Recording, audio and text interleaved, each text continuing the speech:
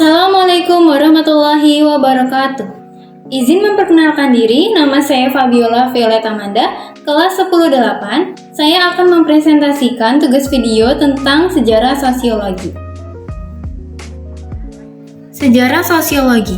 1. Sejarah perkembangan sosiologi di Eropa dan Amerika menurut Brigitte Berger dalam Peter L. Berger. Dalam Sunarto 2004, ancaman terhadap tatanan sosial yang selama ini dianggap seharusnya diterima saja atau treat to be taken for granted world. L. Leyendecker dalam Sunarto 2004 mengidentifikasi ancaman tersebut meliputi revolusi industri dan revolusi Prancis. Pada abad ke-15, perubahan di sosial dan politik akibat gerakan reformasi yang dicetuskan Martin Luther.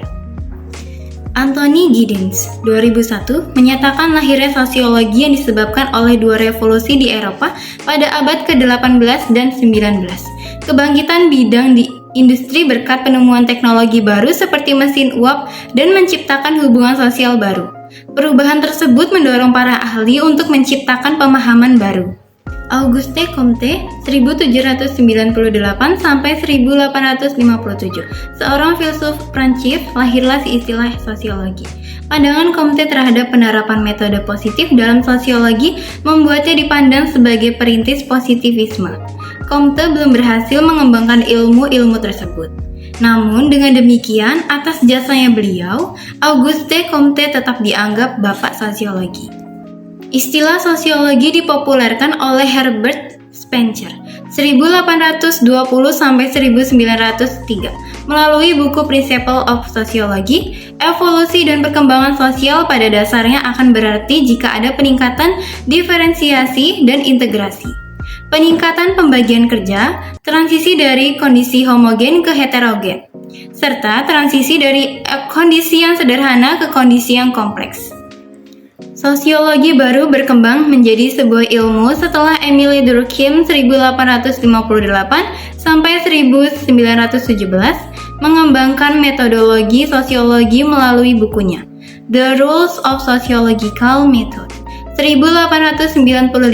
Tokoh lain yang pemikirannya banyak berpengaruh dalam perkembangan sosiologi adalah Max Weber 1864 sampai 1920. Salah satu pemikirannya adalah mengenai perubahan sosial. Salah satu sosiolog ternama dari Amerika Serikat adalah Talcott Parsons. Talcott Parsons dikenal dengan teorinya tentang mekanisme masyarakat dan prinsip organisasi yang melatar belakangi struktur sosial.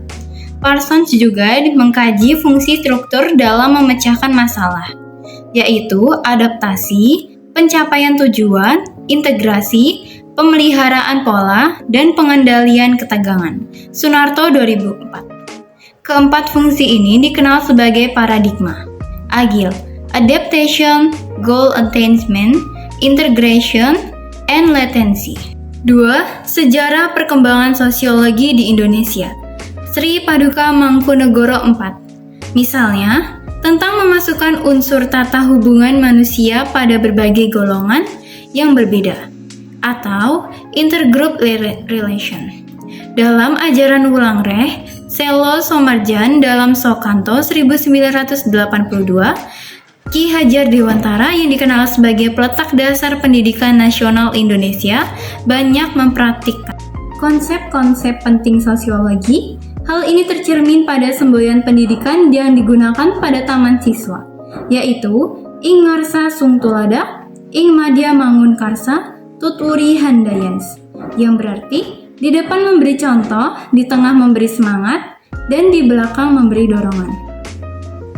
Pada masa sebelum Perang Dunia Kedua, sosiologi belum dipelajari dan digunakan sebagai ilmu pengetahuan yang berdiri sendiri. Retsutia School di Jakarta menjadi satu-satunya lembaga perguruan tinggi yang mengajarkan mata kuliah sosiologi di Indonesia. Sonario Kolopaking adalah orang yang pertama kali memberikan kuliah sosiologi dalam bahasa Indonesia pada tahun 1948 di Akademi Ilmu Politik Yogyakarta. Sejak tahun 1950, banyak pelajar Indonesia yang khusus memperdalam sosiologi di luar negeri. Buku sosiologi dalam bahasa Indonesia pertama kali ditulis oleh Djodi Gondokusumo dengan judul Sosiologi Indonesia 1946.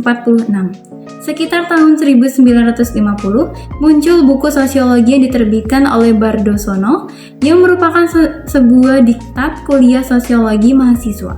Buku Sosiologi untuk Masyarakat Indonesia 1920, karya Hasan Sadili, dan buku Social Change in Yogyakarta 1962, karya Sello Soemarjan.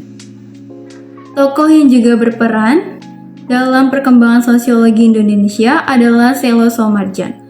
Perannya yang besar membuat Sello Soemarjan dikenal dengan sebagai Bapak Sosiologi Indonesia. Sejarah sosiologi adalah cabang sosiologi yang mempelajari bagaimana masyarakat berkembang sepanjang sejarah. Sosiologi lahir dari seorang ahli filsafat yang bernama Auguste Comte pada tahun 1842. Sekian dari saya. Mohon maaf jika ada salah kata. Siap, cukup, terima kasih. Wassalamualaikum warahmatullahi wabarakatuh.